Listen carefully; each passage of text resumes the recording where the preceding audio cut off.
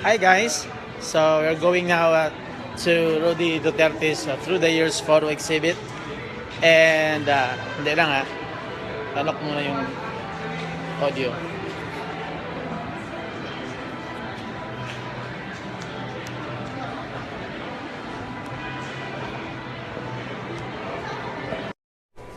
Tosok mo, i-refresh. I-refresh siya. Ayan, so tonight we will be seeing the photographic exhibition by an award-winning photographer in Davao City, Mr. RENE Lumawag, and featuring the 16th president of the Philippines, President Rudy Duterte. Wait lang ha.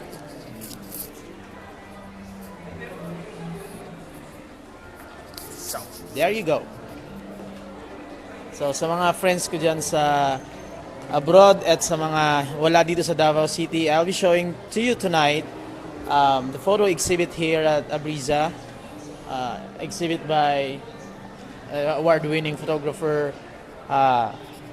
Tatay Rene. We call him Tatay Rene, who is now the official presidential photographer ng presidency, of course. Mampay, it's here in ABREEZA. May, siya. Ayan, si President-elect Rudy Duterte. So, I'll show you now the photos in a while. Share ko muna.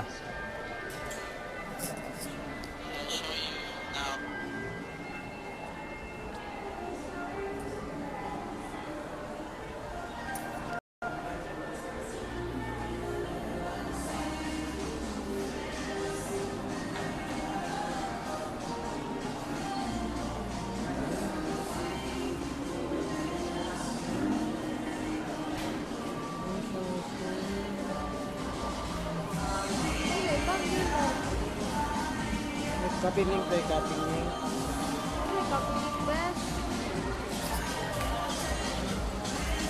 Here, explore. So that's it. It's here in ABREEZA, second floor hallway. Yeah. So there you go. Look at Tatay Rudy. Ang ganda naman ng kanyang hair. Ano po?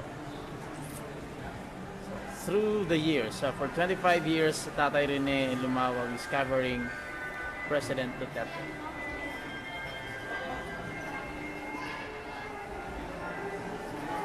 Sito, please share the post-it to all our Duterte pages.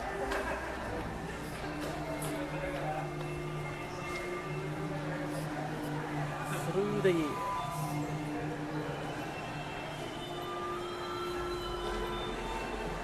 Ayan, si Tatay D. Si Super D.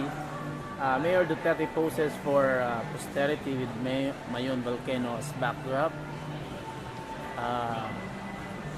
During the stopover in Legazpi City in the early 1990s, when Duterte joined a group of big bikers in a tour from Davao City all the way to Apari in Cagayan Valley. Diba?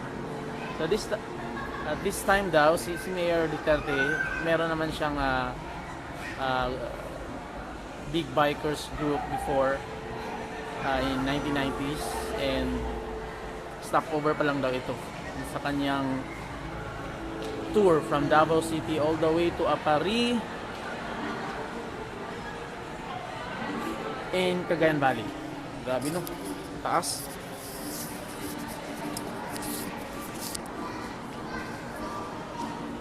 Oh. Ayan, sorry lang. Yan ha.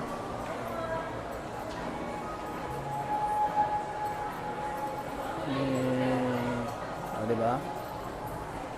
Ang saya-saya ni Duterte Digong. Now, knowing President Duterte, he is fond of riding big bikes, di ba? So meron siyang grupo of big bikers, and this time ito yung siguro ang pinakamahabang lakbay nila from Davao City all the way to Apari in Cagayan.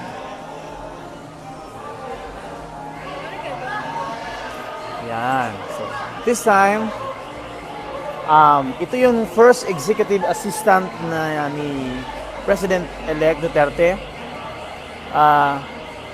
Si Mr. Jaime Halili. Si Mr. Halili passed away in 1998 just as Duterte was on his first year as congressman in the District 1. Si Mr. Bongo succeeded Mr. Halili as executive assistant. No, after Jaime Halili died, then Mr. Go is incoming special assistant to the president with general supervision over the presidential management staff at this moment. So ayan, so ito yung si Mr. Jaime. Ito yung first executive assistant niya together with President Duterte.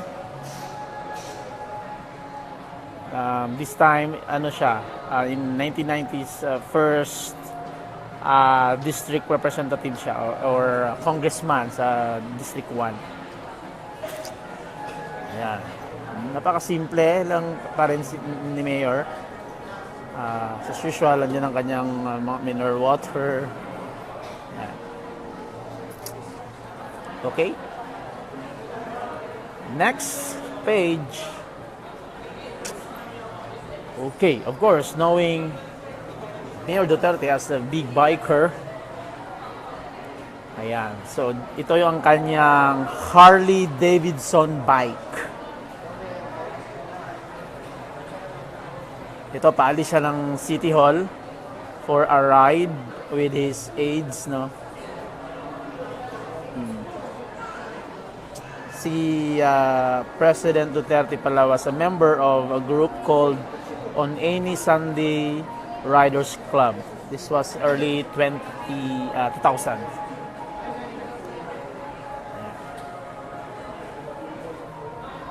Paalis ata siya ng City Hall this time.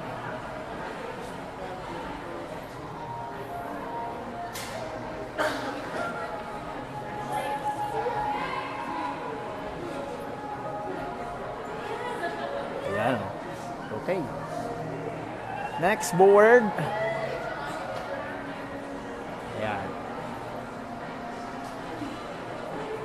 Si presidential assistant during 1990s, si for Mindanao, Mr. Paul Dominguez, and Davao City Mayor Duterte, and a businessman, Mr. Jesus Ayala.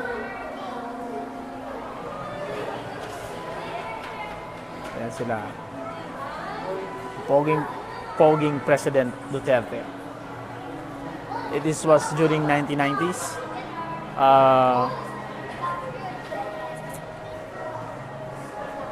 Okay, next page. Ayan. Ito naman ang kanyang mga kaibigang leftist. Ang ating mga si Mr. Erasto Librado and Mr. Gregorio, ano ito? Gregorio Andulana. Kasama pa rin siyempre si Mayor Duterte before. Si Librado was a Secretary General of the Kilusang Mayo Uno, the KMU, who was elected councilor in 1988 but died a few months later. So ito yung si Sir Nonoy from KMU. And si Mr. Andulana naman was the lone member of the Partido ng Bayan. Ito yung mga leftists na kasama ni Mayor before. And Duterte was alright na he's in the left since then pa.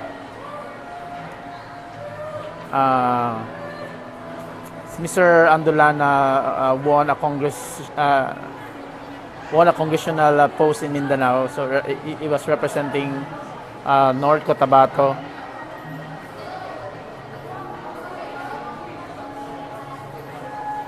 Yan. So before Mr. Andulana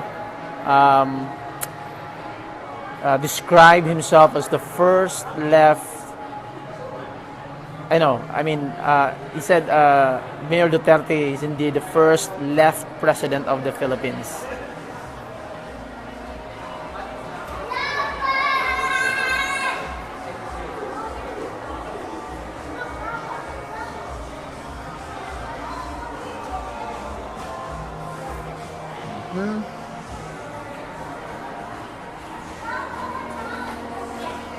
Yeah.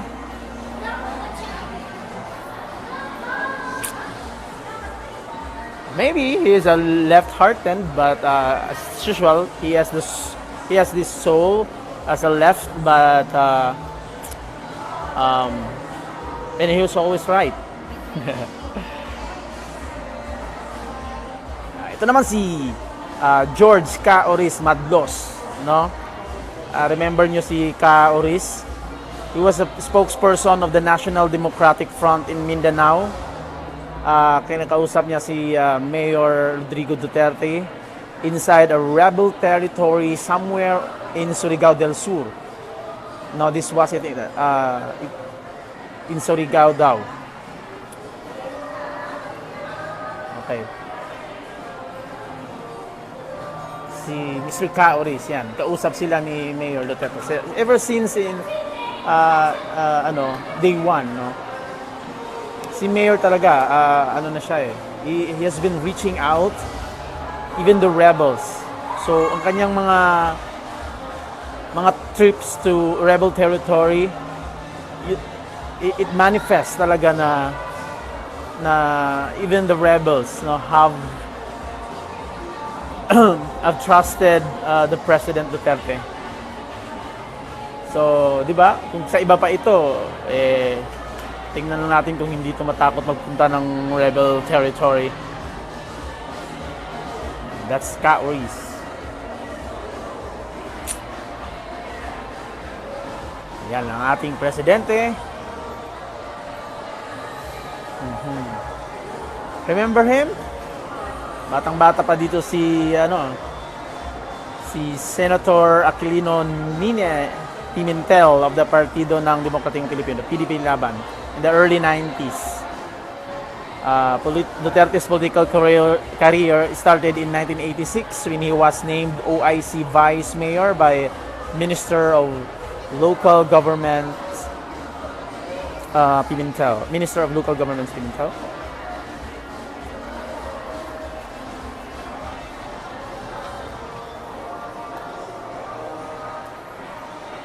Yan. So, yun, siyempre, si Duterte, no, ran for president. Alam naman natin, Duterte ran for president under the PDP Laban, headed by Pimentel's son, si Coco Pimentel, who is expected to be the next Senate president. And as we know, the Pimentels are from Cagayan de Oro City. Ayan. So, kung may Duterte sa Davao, may Pimentels naman sa Cagayan. Minsan nga, di ba, alam naman natin si Mayor, no? Kahit napaka-busy niya, talaga namang kahit before pa, we call him the singing mayor. Gusto niya talagang mag-jam. Yan, that's our singing mayor. This was in the mid-1990s daw, a Christmas party with the media in Davao City.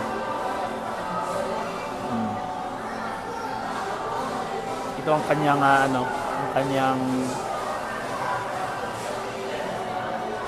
tawag dyan, kanyang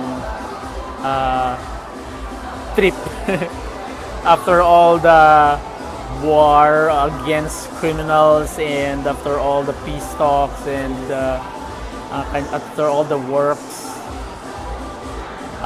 Duterte is always spotted in a bar, no, singing. Even today, even during the campaign, Duterte was always seen in a bar singing Usahay, yan yung mga favorite songs niya. Siyempre mga kaibigan, alam na muna natin na ang plataforma ng ating presidente is anti-drug, no? So even before in 1998, Mayor Duterte has been always or was an anti-drug advocate, fighter against drugs. So before, may grupo before na anti-drugs. Army never tolerates illegal drugs. Parang organization ng army headed by President Mayor Duterte. So this time, the soldiers are listening to Mayor Duterte's lecture on how to stop illegal drugs.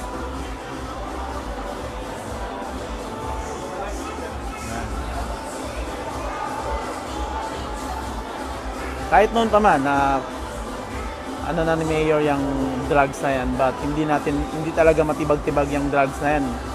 Lalo pat local power lang ang hawak niya. So kahit may fight against drugs dito sa Davao City, it won't be stopped that easy kasi nga ang power niya is mayor, but mayor lang, Davao City and some neighboring cities lang ang kanyang hawak. Ang kanyang influensya, ang lawak ng kanyang influensya.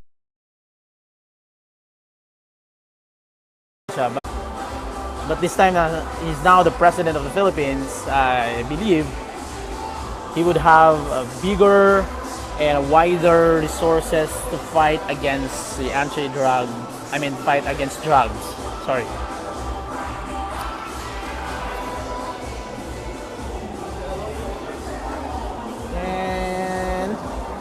And there you go. Of course, Duterte is, pag may Duterte, may guns. Never we hear name of Digong. Alam naman natin gaano siya ka-addict sa mga guns. Yan.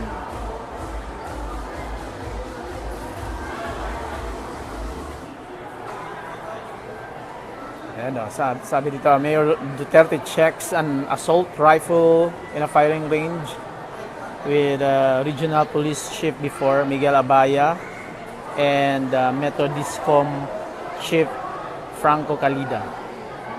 Ng late 1980s ito. Ito lang yung ni Mayor. Addict siya sa mga guns. Even before. And this board. So kasama na ni Mayor Duterte si former President Gloria Macapagal Arroyo and Social Welfare Secretary Dinky Suliman over there, sorry. Dinky Suliman, no? Accompanied by, of course, Mayor Duterte. They were visiting a wake of one of the victims of the March 4, 2003 bombing at Davao Airport. You remember that? Yung unang terrorist attack in Davao City, that was in 2003, March 4, 2003 at Davao Airport. Na kung saan I think it left 22 persons dead and some 100 people were injured during the attack. So kasama nila former President GMA and Digong. Ang ganda ng OOTD ni Mayor dito in fairness. Floral uso na pala yung floral na yan Akala ko played and mga lang yung trip ni Mayor na OOTD. Tingnan mo, Naka-floral si Mayor, ha? Ah, diba? Ayan. So, this was in March 4, 2003. And of course, the lighter side of Mayor Duterte is always present in taking good care of the children in Davao City, no? Minsan surprise lang siya mag-visit sa mga wards dito sa mga hospitals ng Davao City. And but he didn't escape from Tatay Rene Lumawag's lens.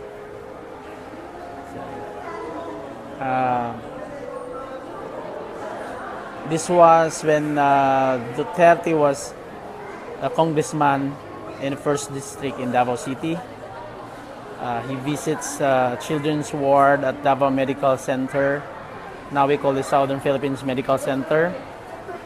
Ayan, so si Congressman Duterte served as representative from 1998 to 2001.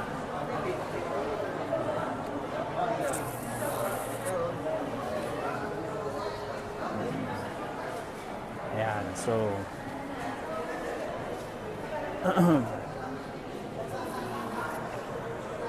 ayan.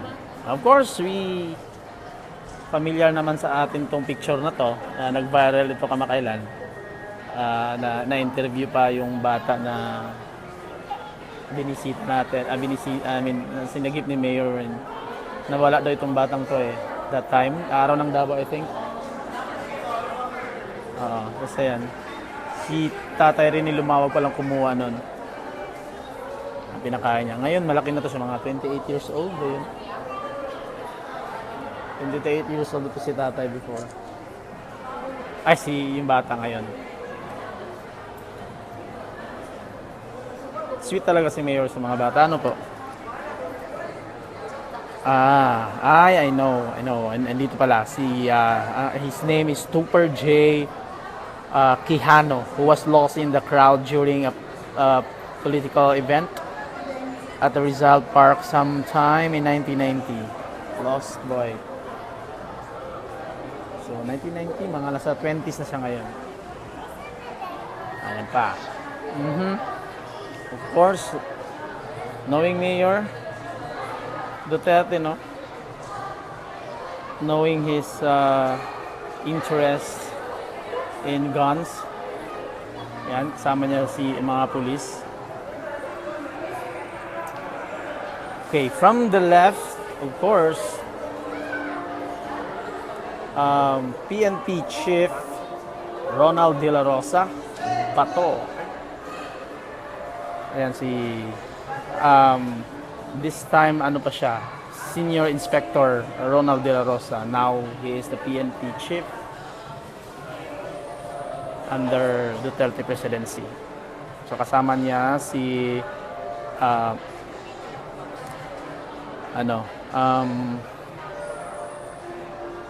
Chief pa siya, Davao City Police Chief si Chief Isidro La Peña.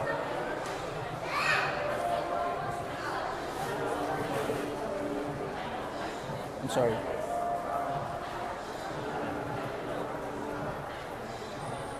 Ayan so batong-bato na talaga before si PNP Chief, no? De La Rosa has been named Chief of the Philippine National Police, and La Peña is as Chief of the Philippine Drug Enforcement Agency, PDEA.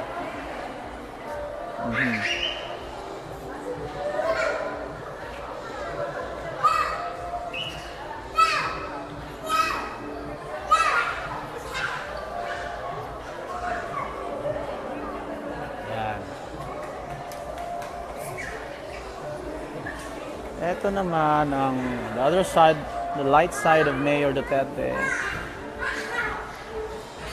Shaking the hand of his constituents. Sabi daw, is a typical greeting of Mayor Rudy Duterte in whatever situation even during a medical dental mission in one of the barangays down in Davao City in the early 2000s. Medical mission ito eh. So ayan o, kinumusta pa ni Mayor. Buti si tatay kahit masakit yung naggagawa ng dentist, nakapag-shake hands pa rin kay Mayor. Jump tayo dito ngayon sa other next board.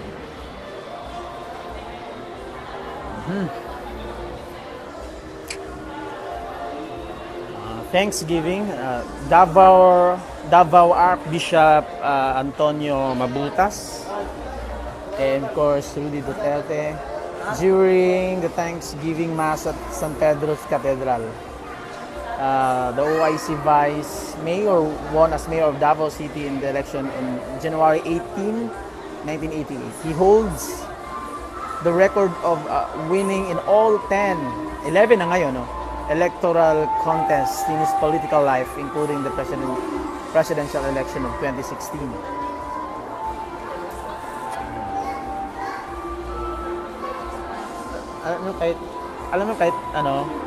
Kahit may konting tampo si Mayor sa Katoliko, the bishops and the priests here in Davao City, close friend ni Mayor Duterte actually, and he listens to their advices.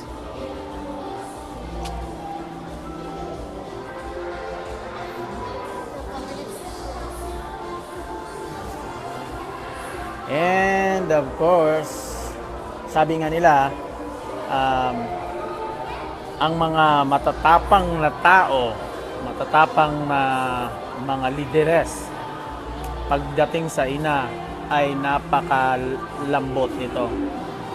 Just like General Luna, no?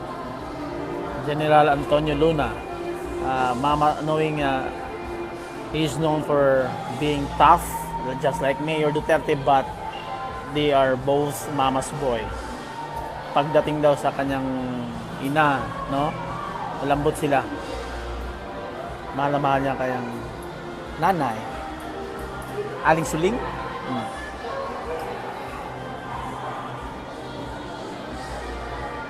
At syempre, ito ang pinaka-favorite ko na photos among all the photos here. Ang napaka-sexy Inday Sara, at of course ang kapatid niya si Paulo Duterte, now the Vice Mayor, and Inday Sara is now the Mayor of Davao City. At sa kabila naman si Mayor na now the President Duterte, together with Madam Elizabeth Zimmerman, and of course the heartthrob of today's generation. I mean, I say one of the famous icon now in the country, Sebastian, known as Baste Duterte. Ano? Cute pa ni sweet pa ni President Duterte and Madam Elizabeth dyan, no? Ayan, naglalabasan ng mga hearts dyan. Diba? And that is Baste. And Madam Elizabeth. Sabi dito, they were in Mount Apo. Sadly, the Mount Apo was covered with haze, with clouds. But it is Mount Apo daw sa likod nila, no? So tatay rin ni Lumawag, as I know, forced the family to really project in front of Tatay Rene's camera. Tatay Rene really forced them, even if rainy daw ang time na to eh.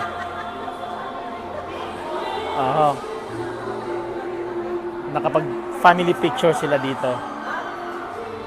No? This was in 1990. Diba? This is my favorite photo of Tatay Rene. Di ba? Ang sexy pa ng ating mayor dito. From Inday Sara and Paulo.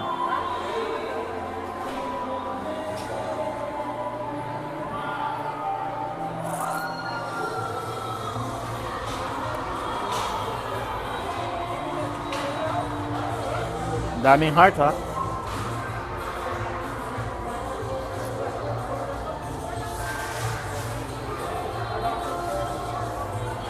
Of course, selfie ng ating President Duterte. Gandang hairstyle naman yan. Ito siguro yung sikat na hairstyle during his time. This was in 1987. Oh!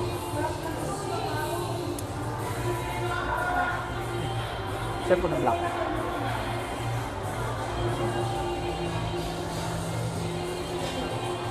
Diba?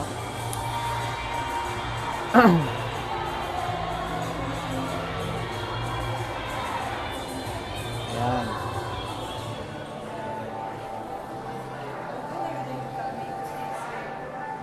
So, sa mga taga Davao City, if you still don't know this exhibit, this is located at the second floor of ABREEZA Mall. At sa mga OFWs natin na friends, and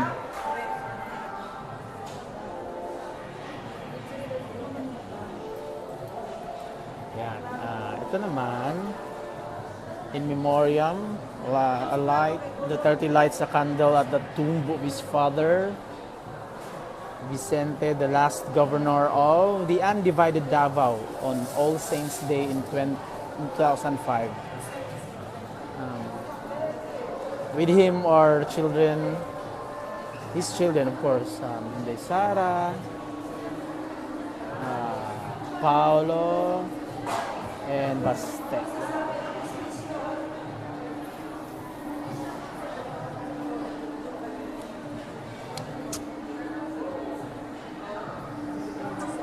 His father, Mr. Vicente, was the last governor of the undivided Davao region. Okay? So, ito naman. Ayan, si Mayor.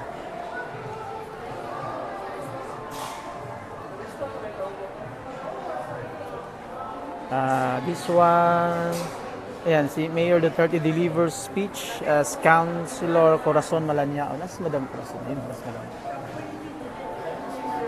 Councilor Corazon Malanyao. And First District Congressman Prospero Nograles.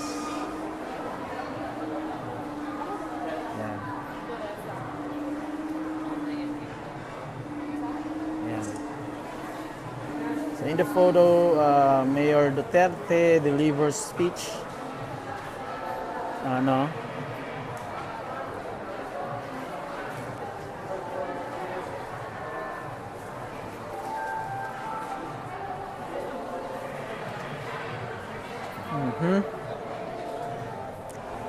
Nasa likod niya si Councilor Corazon Malanyao, who was the former governor of Davao Oriental,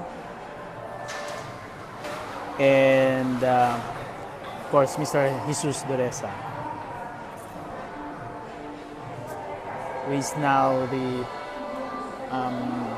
peace advisor of Duterte's administration.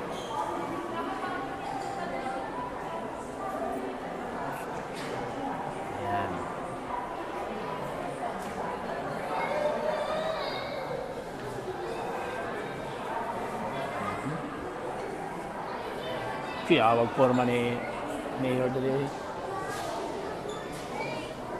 Okay.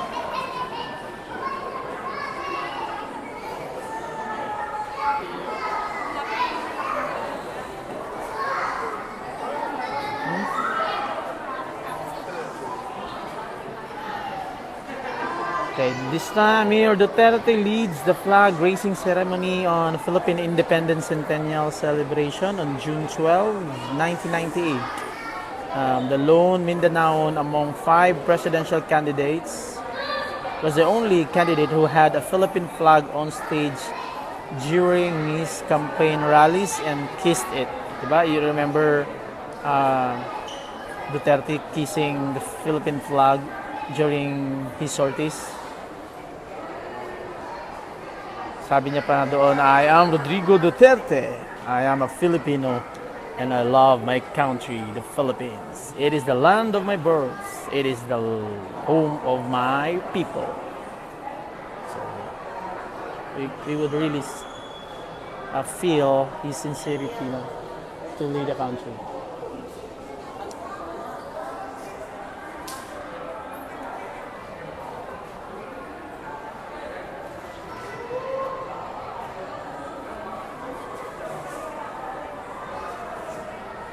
Oh, boys.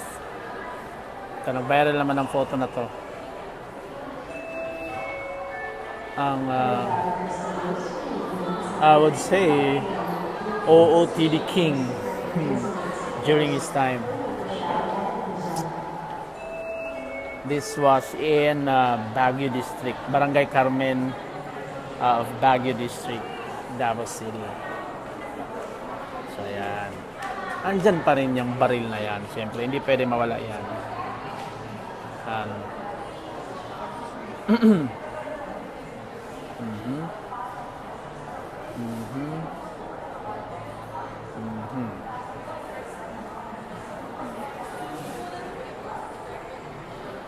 Stig na niyo.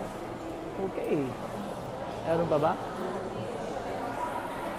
So all my friends who are here in Davao City, you may visit the through the years photo exhibit by Tatay Rene Lumawag. So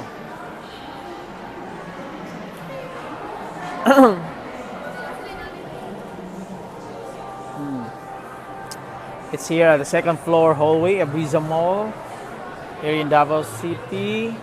So, guys, labi na sa mga taga Davao, visit the exhibit because it will be closed on July 6.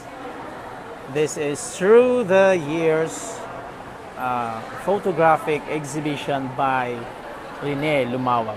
Davaoenos call photographer as Tatay Rene. Photographers. Yeah. There you go. Now, who is Tatay Rene Lumawag, by the way? This is Mr. Rene Lumawag. Batang-bata ko si Tatay Rene dito, ha. Basahin nyo na lang, guys. Mr. Rene Lumawag, self-taught artist, was born in Panay, the Western Visayas. He bought his first camera in 1979 daw, a Minolta 100X, single lens reflex full manual. His first photography teacher was the manual of that 1,800 pesos SLR with a 45mm fixed rocker lens. Sa mga photographer lang nakasabot. He burned many candles just to fully understand the basic camera operations. So, talagang before, no, especially 1979, talagang mahirap yung photography that before, no. So before venturing into photojournalism, Mr. Tatay Rene was a broadcaster at DXMC UMBN, Davao City.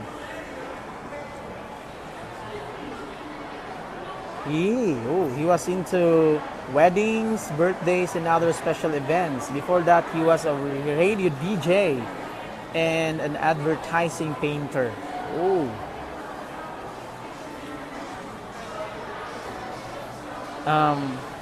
Konting trivia sa photographer natin.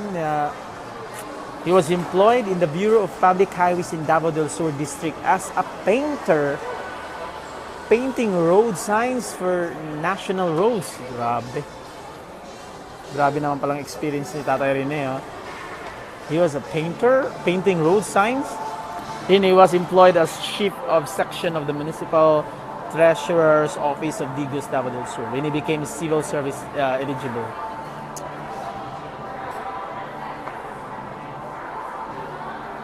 But in summer of 1985, a tragic landslide struck the gold rush site in Moncayo and Davao del Norte, burying hundreds of miners and workers in the allied industries. Then Willie Vicoy, the veteran photojournalist from Reuters who spent years covering the war in Vietnam, requested Tatay Rene to cover the disaster nung sa Diwalwal in Moncayo. That tragedy captured on film by Rene became his first stint in photojournalism. It gave him both national and international recognition as a photojournalist, and as his photographs appeared on the front pages of the world's newspapers with his name properly credited by Reuters. Alright. Award-winning naman pala talaga po si Tatay Rene. Kaya yung mga rising photographers here in Davao City and existing photographers and photojournalists in Davao City have high respect to Tatay Rene Lumawag.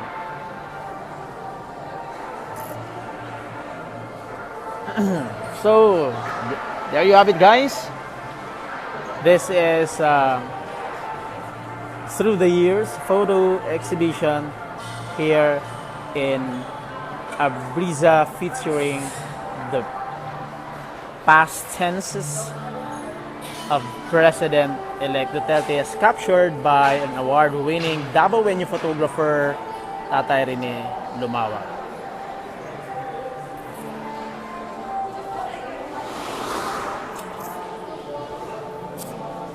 So I have here some guest book.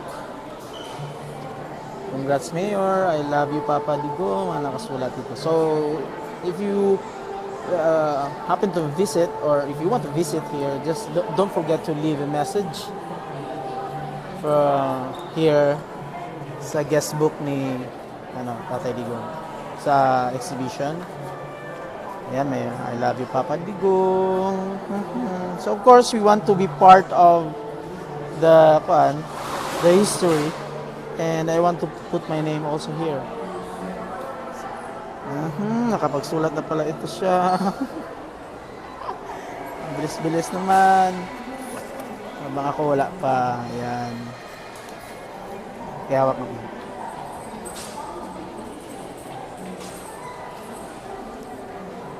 Hi.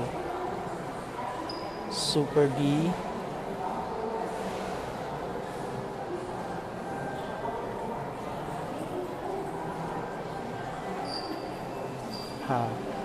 The real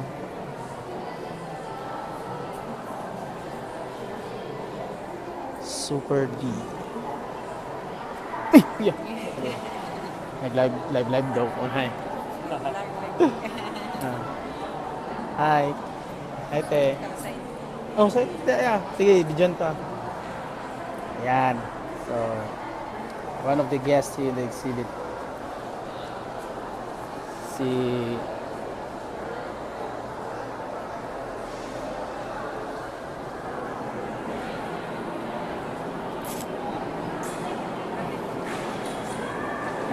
my friend, an advertising agency owner, owner of innovations. Yeah. So, syempre, you have to leave a message. No. Let's continue. May ano pa palang board dito sa likuran. Okay. Sorry for that. Now the mall is closing, but I will not leave until I want able to see all these photos. So, coffee talk with Senator Juan Ponce Enrile and businessman Rick Lim, with Mayor Duterte at the Waterfront Hotel,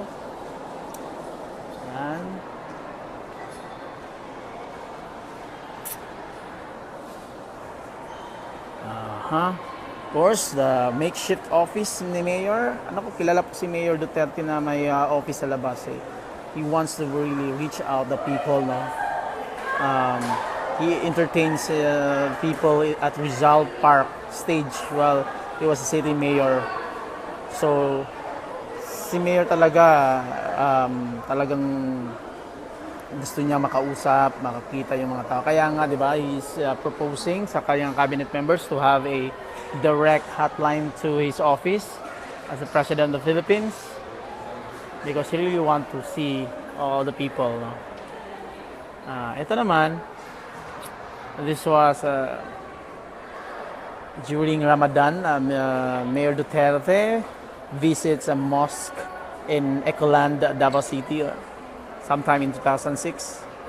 The third day of the Ramadan with food packs for breaking of the fast, or they call it iftar for our Muslim constituents.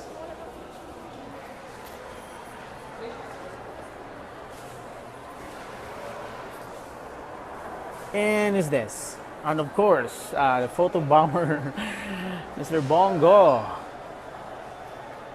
and Mayor Duterte chats with, ang kanyang longtime friend, Mr. Prospero Nograles. For a time, both were bitter political enemies, but reconciled in 2015. No? Alam naman natin kung gaano kamortal na magkalaban tong dalawa before. Actually, magkaibigan naman to. I mean, relatives tong dalawang to eh. So, yung away relative lang. But in 2015, Mr. Boy Nograles supported Duterte's bid naman for the presidency. And I think that was the way. That's the way. That was the way, no, for them to reconcile.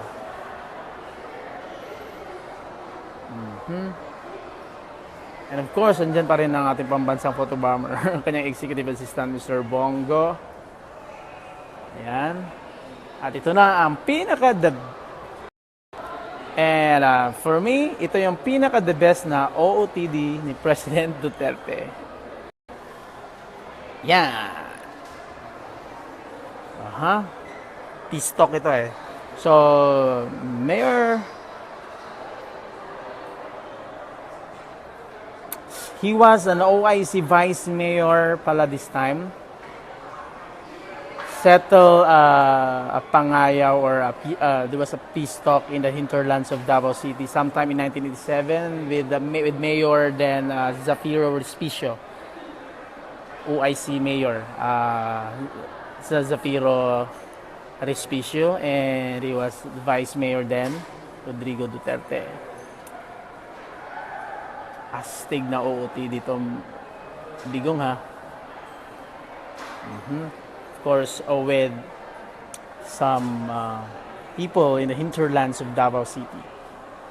They were addressing some issues in the hinterlands. That time, ang ating astig na presidente was an OIC Vice Mayor of Davao City, sometime in 1987.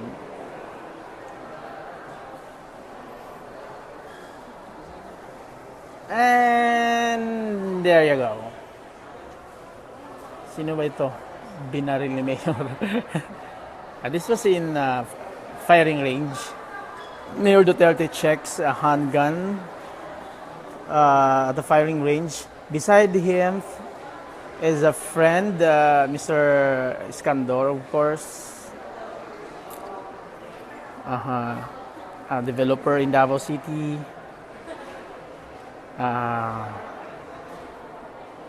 And some friends, and of course ang kanyang executive assistant, his aide, and now special secretary to assistant of the president, Mr. Christopher Bongo, with a friend. Well, as usual, knowing Digong, when you hear Digong, that is equivalent to guns. Okay, so again guys, I'm inviting everyone, especially in Davao City, to visit ABREEZA Mall at the second floor. through the years, photographic exhibition by RENE LUMAWAG. Witness this exhibit, guys, for you to able to see, no, some photos of Mayor Duterte 25 years ago. Ayan, here at ABREEZA Mall. Because this will be closing on July 6. So, sayang naman kung hindi nyo ito makita. But, of course, by seeing this video, you will be able to take a glimpse, at least. Ay, ayan, ito pala. This was one of moments during his campaign. Of course, together with him is the Hello Kitty, his daughter Veronica, the whisperer. Sabi nga, the whisperer of Mayor Digong. No?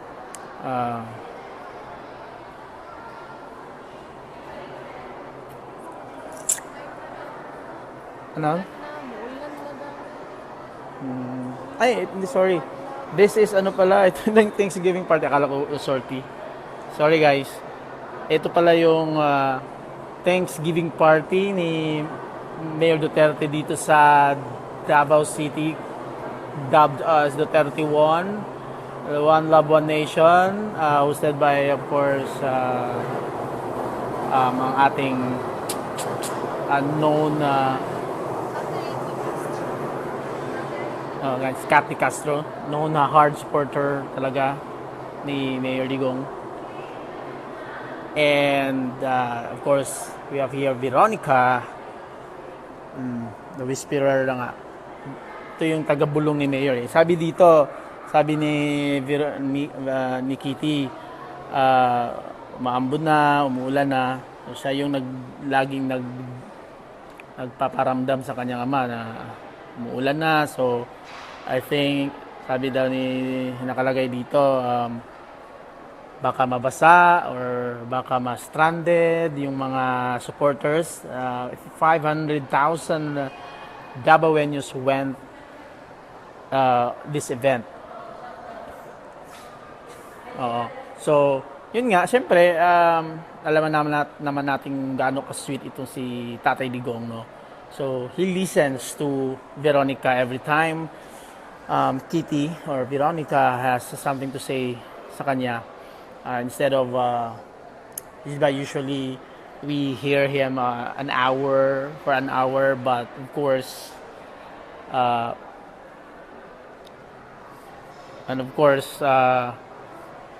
tawag dito, because of, dahil umuulan, yan, it was cut short for 30 minutes instead of 1 hour speech. Oh, I was there actually. No, hindi yung 30 minutes. Yun nga. Then no, after that, after his speech, may mga celebrities pa doon sa Duterte One Thanksgiving party in Davao City. Din umulan. Vice Ganda actually was invited by Duterte, no? By the volunteers to perform, but he wasn't able to perform due to heavy rain. Pero yung tao ganwal, they were really tawag dito, in a hyper mode. They were really waiting for Duterte. All right, guys. I think I have shown you already everything here at the exhibit. This is for my friends abroad, my OFW friends and some who are not in Davao now. So I think that's all. And to my Davaoeño friends, please visit the Tatay Rene's exhibit here at the second floor of ABREEZA Mall, because sabi daw, this will be closed on July 6. Sayang naman hindi nyo masilayan ng exhibit ni Mayor. So, again, thank you for watching and thank you for the hearts and likes. And we are hoping for the best for Mayor Duterte. We have witnessed naman the inauguration, di ba? Kung gaano siya nag-transform. So, ayan. So parang mag-close na po ata ang mall. Ako na lang po mag-isa dito. And meron pa man, they're closing na.